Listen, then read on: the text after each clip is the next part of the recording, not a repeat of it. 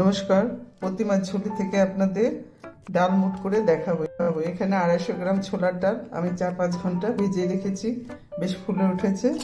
তারপরে এখন আমি হাফ টিস্পুন, এই 250 ছোলার ডালে হাফ টিস্পুন খাবার সোডা দিয়ে সারা রাত আমি ভিজিয়ে রাখবো।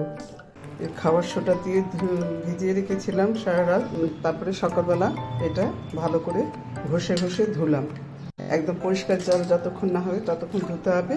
তারপরে আমি এটা আগে জলটা ঝরিয়ে নেব, তারপরে একটা শুকনো ন্যাকড়ার মধ্যে কাপড়ের মধ্যে রেখে ঝরিয়ে রাখবো, রোদে দেব না।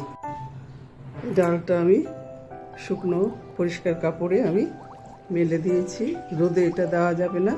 একদম জলটা যখন কি শুকিয়ে ঝরঝরে হয়ে যাবে, আর এই যে ডালগুলো আমার সুন্দর ভিজে গেছে, তারপরে আমি এগুলো অল্প অল্প করে ডিপ ফ্রাই করে নেব, বাদাম ভেজে নেব, তারপর একটু মশলা তৈরি করে মিশিয়ে নেব, তাহলেই হয়ে যাবে। ডালটা যে ঝরঝরা হয়ে গেছে, শুকনো কাপড়ের উপরে রেখেছিলাম, 1 ফোঁটা জল নেই। এই অবস্থায় দেখুন পুরো সেদ্ধ হয়ে গেছে, দারুণ ভিজে গেছে। আর একটু চিড়ে ভাজা করব, একটু বাদাম ভাজা করে তারপরে মশলা দিয়ে ভাজবো। আর এখানে আমি সাদা তেল দিয়ে দিচ্ছি, আপনারা সাদা তেল দিয়ে করবে। এতটা পরিমাণ তেল দিলাম, তারপরে আস্তে আস্তে ভাজবো। তেলটা গরম হয়ে গেছে, এখন অল্প অল্প করে দেব, আঁচটা মিডিয়ামে দেব, খুব ধাও ধাও আঁচ দেবো না, মিডিয়ামে থাকবে। তারপরে অল্প অল্প করে দেব, যেহেতু খাবার সোডা দেওয়া আছে, ফুলে উপচে পড়ে যাবে।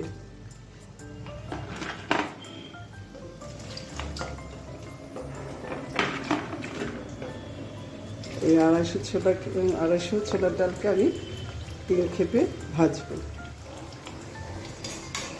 এইভাবে সুন্দর করে ভেজে নেব। যখন ভাজা হয়ে যাবে তখন ভেসে উঠবে ডালগুলো। এইভাবে অল্প অল্প করে ভাজবো, একবারে দিলে এই ফেনাটা উপচে পড়ে যাবে, যেহেতু খাবার সোডা দেওয়া আছে। এই যে ডালগুলো আমার ভেসে উঠছে, আমার এখন হয়ে গেছে। এইভাবে আমি সমস্ত ডালটা ভেজে নিয়ে তারপরে আমি সব মশলা, চিনি, নুন সব মেশাবো। এই যে এখানে আমি বাদাম, ছোলার ডালটা চিড়ে ভেজে নিয়েছি। আর এখানে এই পরিমাণের জন্য, ওটা আপনাদের পরিমাণ মতো দেবেন। এখানে আমি 2 টিস্পুন, এই চামচের 2 চামচ চিনির গুঁড়ো, 1 চামচ হচ্ছে ভাজা মশলার গুঁড়ো, জিরে, ধনে আর হচ্ছে শুকনো লঙ্কা কাঠখোলা ভেজে গুঁড়ো করা। আর এখানে চামচুর পাউডার 1 চামচ নিয়েছি। আর এটা হচ্ছে বিট নুন, এটা হচ্ছে লঙ্কার গুঁড়ো, আর এটা এমনি নুন। এগুলো সব ভালো করে মিক্স করে তারপরে এটার সাথে মাখবো, তাহলে আমার চানাচুরটা হয়ে যাবে। খেয়ে দেখবেন, আশা করি খুব ভালো লাগবে।